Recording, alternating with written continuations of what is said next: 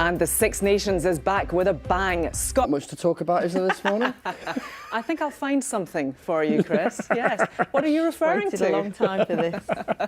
I have. Yes, I have waited a long time for this. Enjoy it.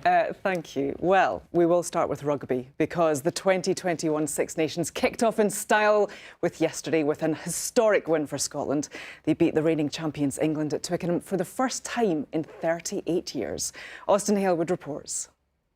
And we'll have build-up to Wales-Ireland later on. Now, England remain in command against India on day 3 of the first test in Chennai. They were finally bowled out for field.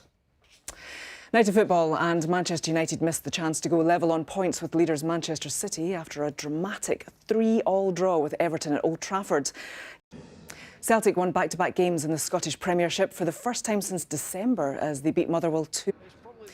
Now, British number 1 Dan Evans has won his first ATP title. He beat Canadian Felix Auger-Aliassime in straight sets in the final of the Murray River Open. That's one of the warm-up tournaments for the Australian Open, which finally gets underway tomorrow. It's perhaps the most ambitious sporting event since the beginning of the COVID-19 pandemic, running over 2 weeks with players from all over the world in front of hundreds of thousands of fans. Now, this event is only able to happen because Australia has controlled the spread of the virus, but not everyone is thrilled that it's happening. Our Australia correspondent Shaima Khalil reports from Melbourne.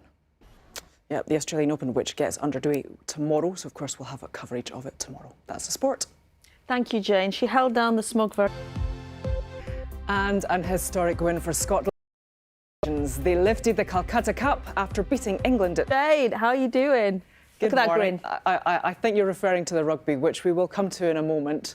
And that was the Scotland win, was it? Is that what you're talking about? The Scotland win over England? Yeah. Yes. Not heard much about it this morning, Jane. My English husband did tell me I had to be more gracious in victory. I think you've done well. I think you've done well so left far. the room. But you shouldn't be dancing on the kitchen table. Anyway, we will come to the rugby in just a moment because we're going to start with the cricket because England are playing currently in India. And after England's batsmen dominated India over the opening 2 days of the first test in Chennai, it is now down to the bowlers to keep Joe Root's side on top. And that is exactly what they're doing. After finally being bowled out for 579 in their first... Now to football, and Manchester United missed the chance to go level on points with leaders Manchester City after a dramatic 3-all draw with Everton at Old Trafford. Celtic won back-to-back games in the Scottish Premiership for the first time since December as they beat Motherwell 2-1. Odsonne Edouard scored their second goal. Celtic are... Well, as we mentioned, Scotland achieved an historic victory yesterday, winning at Twickenham for the first time since 1983. England's World Cup winning scrum half Matt Dawson described the 11-6 victory as a defining point in Scottish rugby. Elsewhere, France announced their Six Nations credentials by thrashing Italy.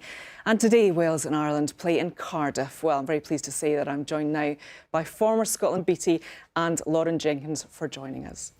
And that's your sport. You enjoyed that, didn't you, Jane? I'm indulge me.